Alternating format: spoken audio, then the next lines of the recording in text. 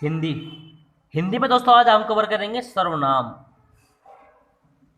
सर्वनाम संज्ञा के स्थान पर उपयुक्त होने वाले शब्दों को सर्वनाम कहा जाता है। जो संज्ञा है, संज्ञा के जो स्थान है दोस्तों, उनके स्थानों पर जो उपयुक्त शब्द होते हैं उनको सर्वनाम कहा जाता है। दूसरी भाषा में कह सकते हैं तो संज्ञा की पुनरावृत्ति रोकने के लिए सर्वनाम है। जो संज्ञा है, संज्ञा की जो पुनरावृत्ति है उसको रोकने के लिए दोस्तों हमारे यहाँ पर क्या है, सर्वनाम है। सर्वनाम की दोस्तों संख्या जो होती है, जो संख्या कहते हैं, सर्वनाम की जो संख्या होती है वो 11 होती है। दोस्तों यहाँ पर ये प्रकार नहीं, ये संख्या पूछ रहा है दोस्तों। सर्वनाम की जो हमारी संख्या होती है वो कितनी होती है, वो 11 होती है। दोस्तों इंपॉर्टेंट क्वेश्चन है ये, पिछली बार भी एग्जाम में पूछा जा चुका है। सर्वनाम की संख्या कितनी होती है, सर्वनाम की संख्या 11 होती है। दोस्तों यहाँ पर पिछली बार भी एग्जाम में पूछा जा चुका है कि सर्वनाम की संख्या कितनी होती है। इंपॉर्टेंट बात है दोस्तों, सर्वनाम की जो संख्या होती है वो 11 होती है। जबकि जो सर्वनाम के जो दोस्तों हमारे भेद है, ये प्रकार है, वे कितने होते हैं, वे 6 होते हैं। वे हम आगे पढ़ेंगे, मगर यहाँ पर क्या है, यहाँ पर संख्या की बात दी है।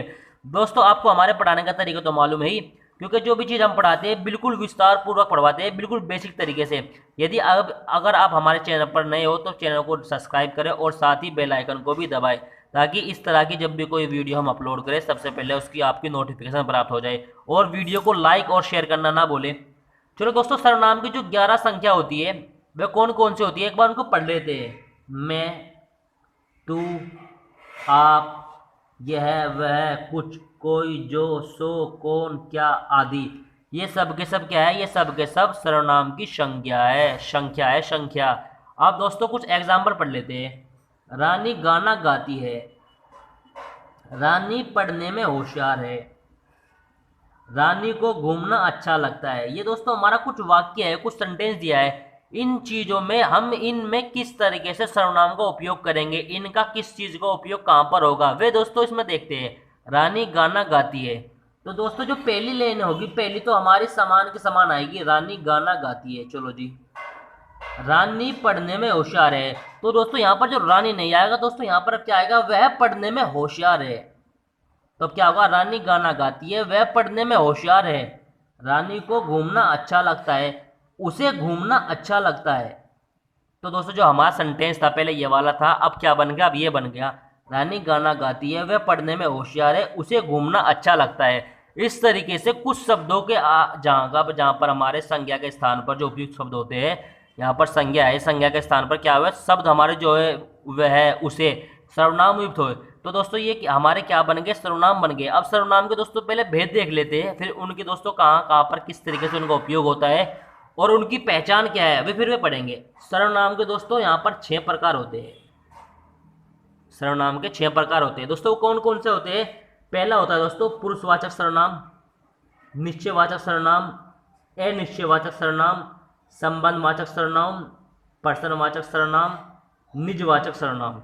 ये दोस्तों 6 ये हमारे इसके सर्वनाम के भेद दिए या प्रकार दिए। अब दोस्तों देख लेते हैं हम पहला पुरुषवाचक सर्वनाम।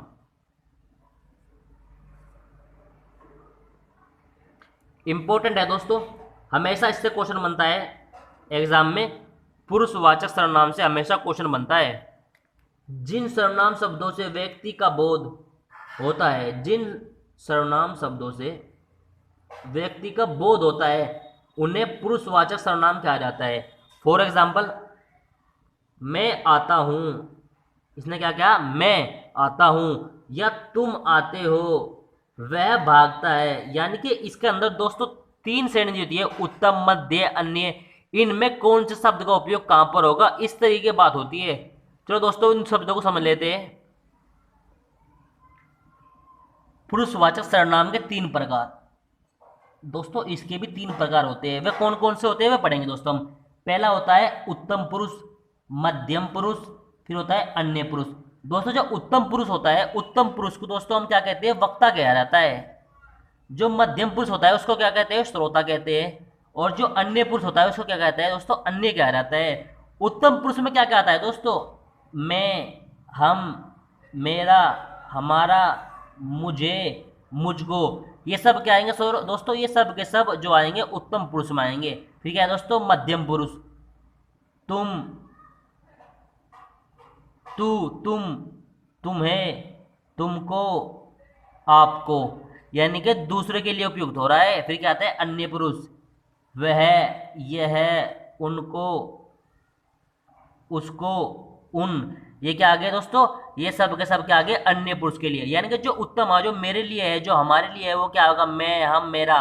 और जो दूसरे के लिए है, तुम्हारे लिए है, तो तुम, तुम्हारा। और जो कोई तीसरे के लिए है जिसका हमको नॉलेज ही नहीं है, जो अन्य है, वह है, ये है, उसको, उसको आदि शब्द आते हैं दोस्तों। इन सब को दोस्तों क्या कहा जाता है, पुरुषवाचक सर्वनाम कहा जाता है दोस्तों। दूसरा है हमारा निश्चयवाचक सर्वनाम।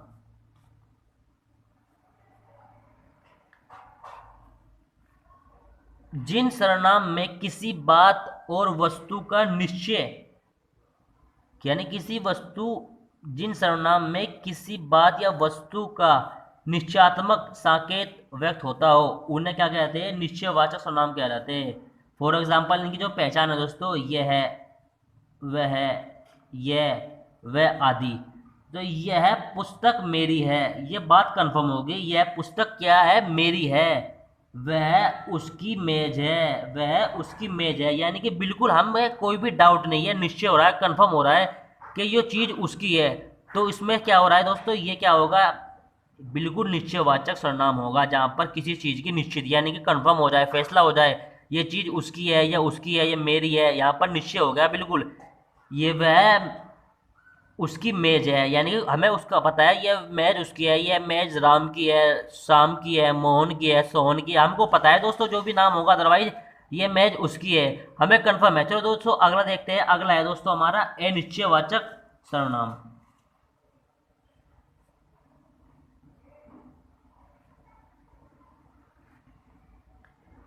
जिन सर्वनामों में किसी निश्चित वस्तु का बोध ना हो, यानी जिन सर्वनामों में किसी निश्चित वस्तु का बोध ना हो, उन्हें अनिश्चित वाचक सर्वनाम कहा जाता है। यानी कि हमें कुछ भी नॉलेज नहीं है, कंफर्म नहीं है क्या हो सकता है दोस्तों। अब इसकी पहले पहचान देख लेते हैं। इन जो शब्द आएंगे इसके अंदर, कुछ, कोई, ज्यादा आदि, इन शब्दों का उपयोग होगा दोस्तों इसके अंदर अनिश्चयवाचक सर्वनाम में। किस तरीके से, दूध में कुछ पड़ा है, दूध में कुछ पड़ा है, क्या पड़ा है ये हमको मालूम नहीं। अगर दोस्तों हमको मालूम हो जाए, कंफर्म हो जाए, तो दोस्तों हमारा फिर क्या होगा, फिर हमारा निश्चय हो जाएगा, निश्चयवाचक, कि दूध में कीड़ा पड़ा है या दूध में पत्ता पड़ा है, हम उसको निश्चय कर सकते हैं, दूध में क्या पड़ा है, पत्ता पड़ा है, वो हमारा कंफर्म हो गया, निश्चय हो गया, हमने पहचान लिया उसको। मगर हमको कुछ पता ही नहीं, कुछ नॉलेज नहीं, दूध में कुछ पड़ा है, क्या पड़ा है ये नहीं पता बस।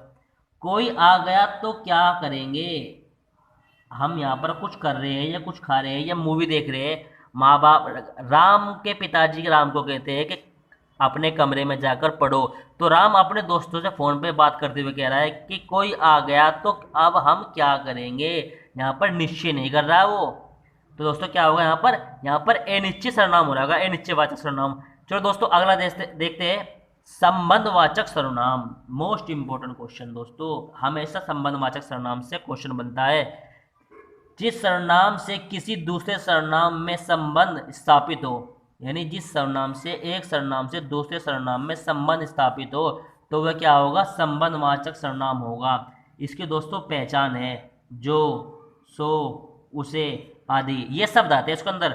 फॉर एग्जाम्पल दोस्तों, जो परिश्रम करेगा उसे सफलता जरूर मिलेगी, यानी कि जो मेहनत करेगा उसे सफलता जरूर मिलेगी। जिस तरीके से दोस्तों आप मेहनत कर रहे हो, लगन से पढ़ रहे हो, तो आपको सफलता जरूर मिलेगी। ये क्या है दोस्तों, एक सर्वनाम का दूसरे सर्वनाम में संबंध स्थापित कर रहा है। जो परिश्रम करेगा यानी कि जो मेहनत करेगा उसे सफलता जरूर मिलेगी। दूसरा दूसरा सर्वनाम क्या होगा, उसे सफलता जरूर मिलेगी, यानी कि दोनों को जोड़ दिया उसने, जो, सो, उसे आदि से जोड़ दिया दोस्तों, क्या होगा, वह क्या होगा, संबंधवाचक सर्वनाम हो जाएगा। चलो दोस्तों अगला देखते हैं। अगला अगला दोस्तों है पर्सनवाचक सर्वनाम। अगर वीडियो पसंद आ रही है दोस्तों तो लाइक करना ना भूले और शेयर ज़्यादा से ज़्यादा करें, ताकि और भी दोस्त इसका फ़ायदा उठा सके, आपके फ्रेंड। जिस सर्वनाम का उपयोग हम पर्सन के लिए उपयुक्त होता है, जिस सर्वनाम का उपयोग पर्सन के लिए उपयुक्त होता है, वह क्या होता है, पर्सनवाचक सर्वनाम होता है। अब दोस्तों इसकी पहले पहचान देख लेते हैं। इसमें क्या, कौन, कब, किसे आदि शब्द आते हैं। फॉर एग्जाम्पल, कौन आया था, ये हमको डाउट, ये हमको पता नहीं, हम किसी से मालूम कर रहे हैं, नॉलेज कर रहे हैं कि कौन आया था, वह क्या कर रहा था। इंपॉर्टेंट, के व्यंजन से आरंभ होने वाले अधिकांश शब्द, यानी के व्यंजन से जो शब्द हमारे आरंभ होते हैं, जब प्रारंभ होते हैं, उनके क्या कहते हैं, वे हमारे प्रश्नवाचक सर्वनाम होते हैं। तो क्या, कौन, कब, किसे, किसको, ये सब क्या है, ये सब हमारे के व्यंजन से हमारे जो शब्द हो रहे हैं, जो आरंभ हो रहे हैं, वे अधिकांश जो शब्द होते हैं, अधिकांश, मैंने कंफर्म नहीं किया दोस्तों, अधिकांश यानी कि 100 में से 90, 100% में से 90% जो शब्द होते हैं अधिकांश वाले, वो के वाले, वो क्या क्या होते हैं, वे हमारे प्रश्नवाचक हो सकते हैं। मैंने 100% नहीं किया दोस्तों, मैंने अधिकांश किया, अधिकांश में 90% आ जाएंगे दोस्तों। चलो दोस्तों अगला देखते हैं, अगला हमारा एग्जाम्पल है निजवाचक सर्वनाम।